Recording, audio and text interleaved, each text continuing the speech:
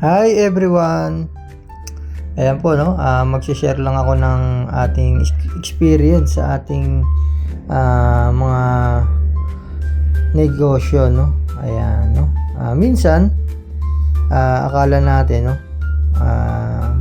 Pag pumapasok tayo sa negosyo, akala natin madali or kaya okay lang, no? Ayan.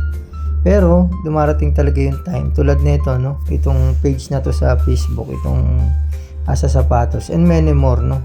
Marami kami mga nag-fail na business. Hindi pag nag-fail or kaya hindi nag-materialize, hindi kumita yung negosyo is failure na, no. Ayan. Kung makikita nyo, no, yung itlog parang nung niluluto ko okay pa, no. Maganda, no, sa simula maganda. Ayan, pero pag nandun ka na sa pag nandun ka na sa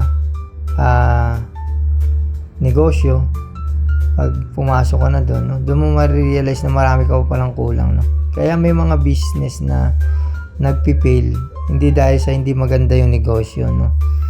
Dahil baka hindi pa ready, no, or kaya may mga sinasara ang Diyos na mga pinto kasi meron pang mas magandang opportunity, no. Ayan, marami akong negosyo na pinasukan, no, bago yung mga business na yan at nag-fail yun, no. Hanggang ngayon naman nagpi-fail, may mga negosyo na sinusubukan hindi nagma-materialize, no, pero hindi ibig sabihin nun failure na, no.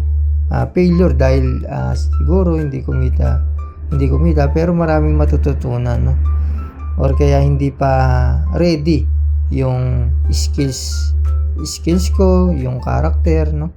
Ayan, kaya nabibuild yun, no. Kaya sa mga gustong pumasok ng negosyo, no, kailangan talagang handa ka sa pagkatalo, sa pagkalugi, no, kasi darating yan, no.